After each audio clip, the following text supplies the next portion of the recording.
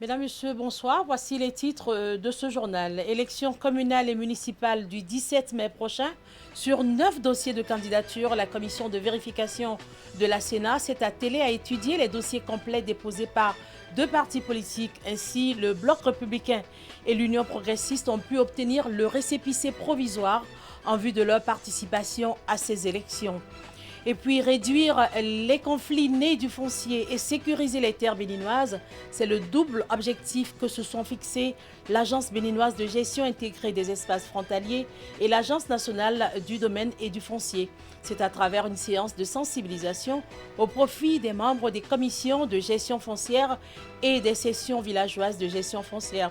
La rencontre a eu lieu ce mercredi au centre de promotion sociale d'Aplaoué.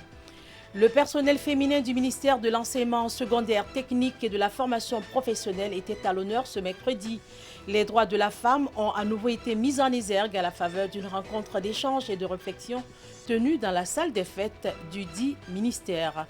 Merci de nous suivre en direct sur le www.canal3television.com. Je vous le disais tantôt, 2 partis politiques viennent de décrocher leur récépissé provisoire pour la participation aux élections communales et municipales. Il s'agit du Bloc républicain et de l'Union progressiste. Ce papier certifie la complétude des dossiers qu'ils ont fournis. Ce fut pour ces représentants, les représentants de ces partis politiques, un grand soulagement. Dans un instant, nous allons revenir sur les déclarations des représentants de ces partis politiques à l'obtention du précieux sésame. Mais en attendant, je vous propose de revenir sur le dernier jour de déclaration de candidature. Vous le savez, c'était hier, mercredi 11 mars. Comme à l'accoutumée, les partis politiques ont attendu les dernières heures pour appliquer au total 9 sur la ligne de départ. La commission de vérification de la Sénat s'active donc pour étudier les dossiers déposés par les partis politiques. Le tout premier à faire sa déclaration était bien évidemment le Bloc républicain aux environs de 21 heures. Il est suivi des forces Cori pour un Bénin émergent de Paul Rompet et du parti Union progressiste. Les 3 partis politiques apprécient la qualité du travail qui se fait par l'équipe de la Sénat. Je vous propose donc de revenir sur les temps forts de cette soirée de ce mercredi avec Ulrich Gaba et Moufid Sabouran. Tous les partis politiques désireux de prendre part aux prochaines élections communales et municipales ont attendu les dernières heures fixées par la loi pour se présenter au siège de la Commission électorale nationale autonome Sénat. C'est bien après 21 heures, heure locale, que la délégation du Bloc républicain, conduite par le ministre d'État Abdoulaye Biotchane, ouvre le bal des déclarations de candidature. La candidature a été réceptionnée conformément aux dispositions réglementaires de la Sénat. Nous avons rempli les premiers registres et nos équipes vont rencontrer dans quelques instants les équipes de la Sénat pour examiner la complétude de notre dossier. Je veux saluer donc, le dispositif qui est mis en place par la Sénat pour l'accueil des candidats et dire que c'est encourageant pour le reste, pour notre pays et pour notre démocratie.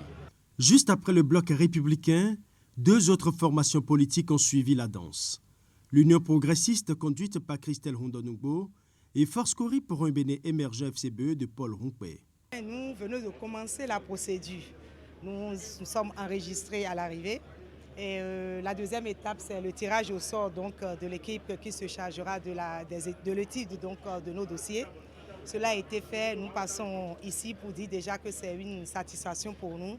Ce qui a été fait déjà à l'interne à l'Union progressiste pour que nous nous portons aujourd'hui, ce soir, vers la Sénat et profiter de l'occasion quand même pour apprécier l'organisation mise en place ici par la Sénat. Tout est prêt. Nos dossiers sont au complet. Mais nous attendons quand même les observations de la Sénat. Sinon que nous sommes très confiants de ce que nous avons présenté de très bons dossiers. Et nous sommes également confiants et nous avons espoir que la suite sera bien organisée. Ils sont tous sereins, ils attendent le verdict de la Sénat. Mais en attendant le top du grand challenge municipal, l'ambiance est conviviale entre les mouvanciers et les opposants au siège de la Sénat. Plusieurs autres formations politiques ont également déposé leur dossier de candidature ce mercredi soir à la Sénat. Pour la plupart d'entre elles, c'est la première fois qu'elles expérimentent le nouveau code électoral. Certains partis sont à leur première consultation du peuple et de négociation de suffrage. Nous allons revivre avec Ulrich Gaba l'état d'âme dans lequel les représentants de ces partis politiques ont déposé leur dossier et l'espoir qu'ils nourrissent pour les prochaines élections municipales. Les prochaines élections municipales et communales ne se feront pas sans Moël Béné de Jakayadji et MPL de Sabissira Korogone. Ces deux formations politiques s'engagent à relever le défi du 17 mai prochain.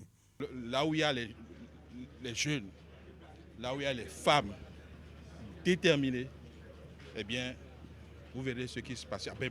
On ne va pas aller trop vite en besogne. Nous sommes venus remettre à la Sénat un dossier complet. Nous sommes très sereins. Nous sommes sereins à la limite imperturbable. Le travail se fera, on le fera dans les règles de l'art et à la fin on présentera un dossier très propre. Tout comme Jakayadji Sabissira Korogone, le professeur Soumane Toleba est aussi serein. Le président du parti FCDB rassure quant à sa participation aux prochaines élections communales et municipales. Nous sommes effectivement venus avec une délégation de notre parti, Force Cori pour le développement du Bénin, et pour compétir à cette grande compétition nationale. Et nous sommes arrivés avec beaucoup de colis. Je crois que la procédure va commencer tout à l'heure. La délégation de l'UDBN était également au siège de la Sénat tard dans la soirée de ce mercredi 11 mars. Les émissaires de Claudine Prudencio sont persuadés que leurs dossiers de candidature ne souffriront d'aucune faille. Ça va finir très vite. Le dossier très bon, c'est bien ficelé. Donc pièce par pièce. Et donc voilà pourquoi nous venons en ce moment. Les prochaines élections municipales et communales vont également enregistrer la toute première participation d'une jeune formation politique. Il s'agit du Parti pour l'engagement et la relève pair de Nathanaël Koti. Bien que jeune dans l'arène politique, il promet faire de son coup d'essai un coup de maître. C'est notre première expérience. Il faut commencer un jour. Il faut bien commencer un jour et je pense que le Parti pour l'engagement et la relève est bien prêt pour pouvoir affronter les élections communales et municipales dans la sérénité. Le dernier parti à franchir les portes de la Sénat à moins de 15 minutes de la fermeture du portail, c'est le PRD. La délégation conduite par le secrétaire général du parti et plusieurs ténors du PRD n'a pas voulu se confier à la presse. Mais elle porte quand même à 9 le nombre total de partis politiques ayant déposé leur dossier de candidature. Le gros lot du travail revient désormais à la Sénat qui devra dépouiller, disséquer et même tamiser chaque dossier. Voilà, le dépouillement a bien évidemment commencé. 2 partis politiques viennent de décrocher leur récépissé provisoire pour la participation aux élections communales et municipales. Il s'agit du Bloc républicain et de l'Union progressiste. Ce papier certifie la complétude des dossiers qu'ils ont fournis. Ce fut pour les représentants de ces partis un grand soulagement. Suivons à présent un extrait de leur déclaration à l'obtention du précieux sésame. Ils sont au micro de Tanguy Agoy et de Jocelyn Bariga. Très soulagé parce que c'est pas facile. Vous savez, 3630 dossiers, candidats du moins, et 8 pièces par candidat, c'est un parcours de combattant. Oui, je peux dire que nos dossiers sont nickel. Bon, mais il reste quelques petits points qu'on va parfaire. Par exemple, quand quelqu'un oublie de légaliser son certificat de nationalité, par exemple. Je crois que ce n'est pas une satisfaction personnelle, mais c'est la satisfaction de toute une équipe. Une équipe supervisée par le président Bruno Amoussou, mais une équipe à laquelle le président Amoussou a laissé la main pour qu'elle agisse. Et je pense que l'équipe a agi. C'est aujourd'hui une fierté pour nous à l'Union progressiste quand nous savons quelle est la méthode, quelle est l'organisation que nous avons mise en place. Nous avons passé des semaines, des jours à préparer ce dossier de candidature à la Sénat. Je crois que ce récépissé provisoire que nous venons d'avoir, dans les heures à venir, nous allons le transformer en récépissé définitif qui permet donc à l'UP de participer aux élections communales. Voilà, passé le délai, la clôture du dépôt des dossiers par les partis politiques désireux de prendre part aux élections communales et municipales. Quelle est la suite du processus entre la délivrance du récépissé provisoire et la publication de la liste des partis qui auront rempli les conditions prévues par le code électoral? Le chemin est encore long. Et c'est ce que nous explique ici Georges Ochéré, directeur des études et de la formation à la Sénat. Il est au micro de Herman Agnambossou et de Jocelyn Bariga. Déjà, à l'enregistrement des dossiers, les équipes qui sont en charge de cette activité-là s'assurent que les dossiers tels qu'ils sont confectionnés par les partis politiques sont au complet. C'est-à-dire qu'il faut s'assurer de la complétude de chaque dossier de candidature. Et vous le savez, la loi impose aux partis politiques de disposer, de faire enregistrer 3330 dossiers, soit la moitié, 3630 dossiers, c'est-à-dire la moitié en titulaire et l'autre moitié en ce qui concerne les suppléants. Donc l'équipe s'assure que chaque parti politique a respecté ce principe qui est celui édicté par l'article 177 qui dit que les partis politiques doivent proposer des candidats dans toutes les circonscriptions électorales. Et ici, en matière d'élection communale, la circonscription, c'est l'arrondissement. Ce qui fait le nombre de postes à pourvoir, c'est par rapport à ce nombre de postes-là qu'on détermine les candidats à proposer. Et quand ça là est fini, la loi permet aux partis politiques qui n'ont pas totalement finalisé leurs documents de revenir si l'étude au fond des dossiers montre qu'il y a des insuffisances, ce qui sera forcément le cas parce que nos partis politiques n'avaient pas cette habitude-là. Donc, si on constate que des partis politiques ont présenté des dossiers incomplets ou des dossiers qui présentent des insuffisances, les partis sont invités dans les 72 heures qui suivent à corriger ces insuffisances-là pour être totalement enrôlés. Passé ce délai, évidemment, le parti ne pourra pas compétir pour les élections communales. Ce qui veut dire que concrètement, les 3 jours qui vont suivre, les équipes de la Sénat vont veiller pour étudier les dossiers reçus au fond et pour pouvoir situer les partis politiques sur la recevabilité ou non de leur candidature à l'élection communale. La paix doit être ancrée dans les comportements de tout Béninois en cette période électorale. C'est le message que véhicule la Fondation Malais Rossou.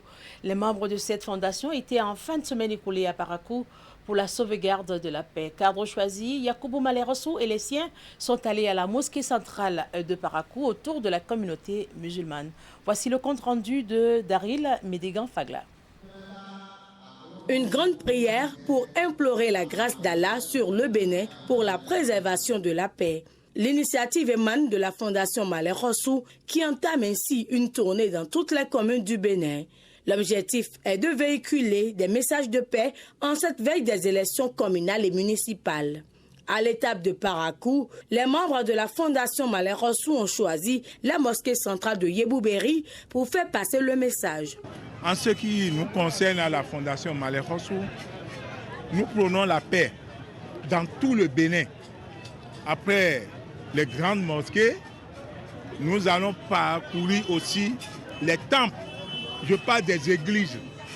Ça va commencer d'ici la semaine prochaine. La paix n'a pas de prix. Et nous avons constaté que Parakou est une ville de paix.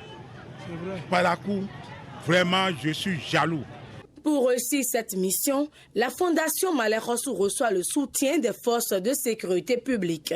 Le cercle artistique des hommes en uniforme de cette fondation organise dans quelques jours une tournée pour des concerts. Si on dit bousculade ou bien des affrontements, c'est entre la population et les forces de sécurité ou bien de défense nationale. Mais ils ont formé une association. Et cette association, c'est des chanteurs. Ils ont décidé de travailler avec nous, toujours pour la paix. Désormais, si on dit venez, on va marcher, qui vous a donné l'autorisation? Il faut voir l'autorisation d'abord avant de le suivre. Il faut signaler qu'avant la prière, Yacoubou Malais Rossou était chez le maire de Parakou. À cette occasion, Charles Toko a été félicité pour ses nombreuses actions en faveur de la paix, notamment lors des élections post-législatives dernières. La paix au Bénin n'est pas menacée. Le Béninois aime la paix, le Béninois n'est pas prêt à affronter son autre frère béninois. C'est ce que toutes les fondations devaient faire. Parcourir le Bénin, sensibiliser. Dites à ceux-là, si vous suivez les autres, eux, ils ont eu pour eux, ils défendent leur intérêt. Le président Talon est venu pour les réformes. C'est un réformateur. La Fondation Malais Rossou invite le peuple béninois à œuvrer pour la paix pendant cette période électorale. La gestion du foncier demeure une question qui génère beaucoup de conflits en République du Bénin. Ceci particulièrement en zone frontalière. C'est donc pour mettre fin à ces réalités et sécuriser les terres béninoises que l'Agence béninoise de gestion intégrée des espaces frontaliers et l'Agence nationale du domaine et du foncier ont organisé ce mercredi une séance de sensibilisation au profit des membres des commissions de gestion foncière et des sessions villageoises et de gestion foncière. Les échanges se sont déroulés au centre de promotion sociale d'Aplaroui. Et voici le reportage de Geoffroy Messin et de Florent Deroux. L'Agence béninoise de gestion intégrée des espaces frontaliers, ABGF, et l'Agence nationale du domaine et du foncier sont ici, ensemble, main dans la main, pour une campagne de sensibilisation et de communication. La séance est organisée dans le hall du centre de promotion sociale d'Aplaroui dans le département du Koufou. Les participants sont des membres des commissions de gestion foncière, COGEF, et des sessions villageoises de gestion foncière, SVGF. Nous qui prenons part à cette sensibilisation aujourd'hui, nous allons les répercuter sur les populations. Les discussions ont porté notamment sur les nouvelles dispositions du Code du domaine et du foncier et sur la sécurisation des terres béninoises en zone frontalière. Il a d'ailleurs été souligné que dans une commune comme Aplaroui, des terres situées dans les arrondissements de Lonkley, Dekbo, Atomé et Aplaroui font l'objet régulier de prédation. Nous avons 14 563 km de superficie seulement. Malheureusement, tous les pays qui nous entourent, avec des fourchettes ou des couteaux, coupent chacun la partie qui l'intéresse. Nos compatriotes ont la facilité de vente à vil prix les terres frontalières.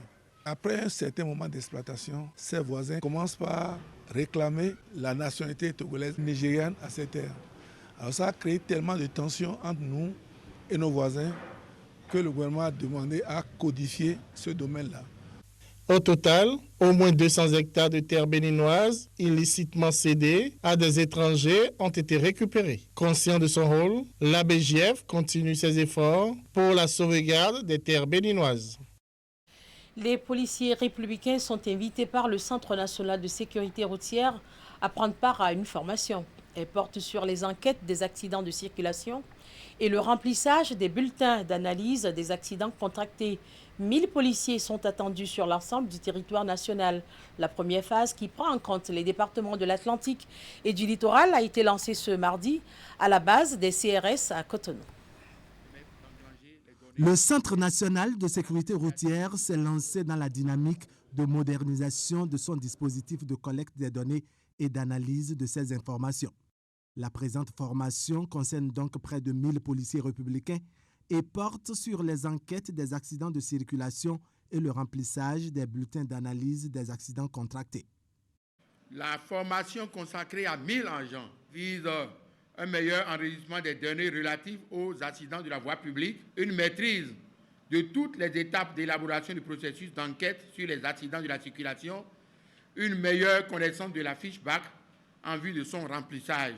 Si aujourd'hui la police républicaine, assistée par Handicap International, a décidé de lancer cette formation, c'est parce que nous avions accepté de nous donner la main. Oui, nous avions accepté de nous donner la main pour que les collectes des données, ensuite leur analyse, qui devrait nous aider à la prise de très bonnes décisions, puissent se tenir dans les règles de l'art. Humanité et Inclusion réitère son engagement aux côtés de la police républicaine et du Centre national de sécurité routière pour la mise en œuvre d'actions collectives visant à réduire les accidents de la route au Bénin et en particulier dans les départements de l'Atlantique et du littoral, ainsi prévenir les causes du handicap au Bénin. La formation dure 3 semaines et elle est à sa première phase. Celle-ci prend en compte les départements de l'Atlantique et du littoral. Les policiers formés devront se charger du relais des acquis de ce renforcement de capacité auprès des usagers de la route et des autres partenaires du CNSR. Le ministère des Enseignements secondaires, techniques et de la formation professionnelle honore son personnel féminin. C'est à la faveur d'une rencontre d'échange et de réflexion tenue ce mercredi dans la salle des fêtes du dit ministère. Les détails dans ce reportage de Ingrid D, présenté par Ouliat Sanoussi. C'est par cette chanson dédiée aux femmes que les manifestations entrant dans le cadre de la célébration de la Journée internationale de la femme, édition 2020, ont démarré ici, au ministère des Enseignements secondaires, techniques et de la formation professionnelle. Une initiative qui vise à rendre hommage aux femmes de ce département ministériel. Pour le personnel féminin, cette rencontre constitue une occasion pour réfléchir aux moyens de parvenir à réduire les inégalités entre hommes et femmes et la non-reconnaissance des droits fondamentaux de la gente féminine. 2 thèmes ont été retenus cette année, un thème national et un thème international. Le thème international dit « Je suis de la génération égalité, levez-vous pour les droits de la femme ».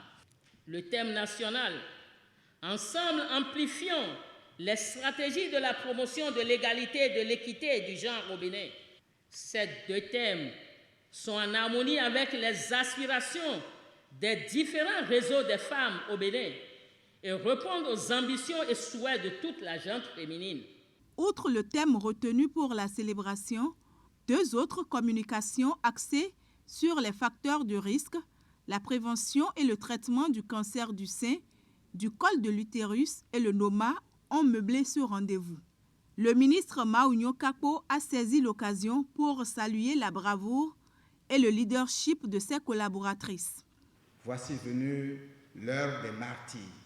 Voici venue l'heure pour célébrer les femmes qui, chaque jour, œuvrent inlassablement, consciemment ou non, à la construction de la nation béninoise. La rencontre s'est achevée par une remise de prix aux lauréates du jeu concours sur les droits des femmes organisé par le ministère. Les agents méritants de ce département ministériel ont été aussi honorés. Situer les populations sur le niveau de la mise en œuvre des actions du gouvernement dans toutes les communes du Bénin et en particulier à Parakou, c'est ce qu'on peut retenir de l'acte 3 de l'initiative gouvernement au contact des populations dans la cité des Kobourou.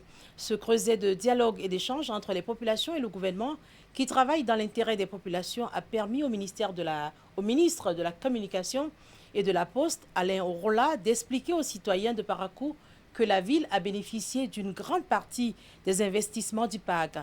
Plus de 50 milliards investis dans cette ville du Septentrion. Voici les détails à travers ce reportage signé René Soglo. Faire le point des réalisations du programme d'action du gouvernement, c'est l'objectif de cette descente du ministre porte-parole du gouvernement à Parakou. Alain Orola est venu donner la bonne information à travers son initiative Gouvernement au contact des populations, GPC. Pourquoi le GCP maintenant, pendant qu'on travaille et qu'on ne parle pas, eh bien, il faut bien qu'il y ait des mauvaises herbes qui occupent le terrain. Il est temps de mettre un terme à cette désintoxication en venant s'expliquer directement auprès des populations, surtout que après plus de 2 années de mise en œuvre et d'exécution du programme d'action du gouvernement, les résultats sont là, perceptibles, palpables. Occasion pour le maire de Parakou de dresser un bilan des actions du gouvernement au profit de la ville de Parakou depuis l'avènement du président Patrice Talon. Les supporters du gouvernement du président Patrice Talon à Parakou n'ont plus peur de parler, puisqu'ils ont de la matière aujourd'hui. De 2016 à ce jour, les actions déjà réalisées à Parakou se chiffrent à peu près à près de 40 milliards de nos francs. Je vais citer l'achèvement des travaux de contournement et de traversée de la ville qui ont coûté 30 milliards. Les travaux d'alphatage, j'en finirai après avoir rassuré que les actions connexes des travaux de contournement et de traversée de la ville démarreront incessamment d'un montage total avoisinant les 20 milliards. De son côté, la population a salué les réalisations du gouvernement avant de faire part de quelques doléances. Il s'agit entre autres du chômage, de la construction d'un second terrain de football et d'une grande salle de conférence. Le ministre a promis des réponses dans un court délai. Ces préoccupations lui sont transmises, c'est qu'elles auront réponse. Il est en effet évident pour tous ceux qui voyagent à travers le Bénin et à travers le monde d'ailleurs, que notre pays, en l'espace de 2-3 ans, a changé de visage. La mission du gouvernement, c'est de travailler dans l'intérêt des populations. Mais c'est aussi de rendre compte aux populations de ce qui se fait dans leur intérêt, d'être attentif après l'expression du suffrage aux observations des populations, en tenir compte pour corriger, éventuellement améliorer ce qui se fait. Après cet exercice dans la cité des Kobourou, le ministre de la Communication et de la Poste est descendu dans plusieurs autres communes du Borgou pour passer le même message. Nous resterons à Parakou où s'est ouvert ce lundi un atelier de réflexion sur la gestion de l'eau potable. Organisé par l'institution de financement Misereor de l'Allemagne, le projet a pour objectif de faciliter l'accès à l'eau potable aux populations.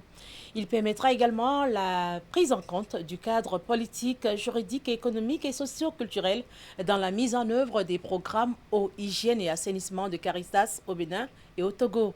Les réflexions doivent déboucher sur les moyens visant à améliorer la qualité de l'eau consommée par les populations des deux pays. Voici le reportage de René Soblo.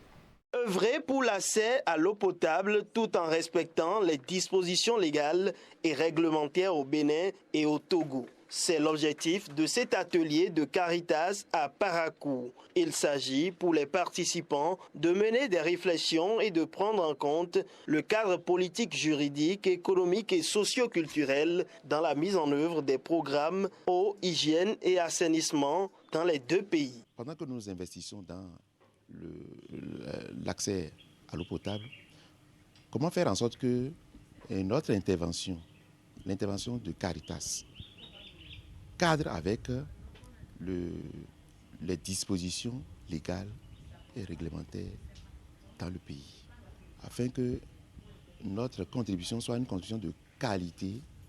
Nous sommes dit qu'il serait important que nous tenions compte du contexte évolutif, puisqu'il y a un cadre global dans lequel nous sommes dans un pays, il y a des lois.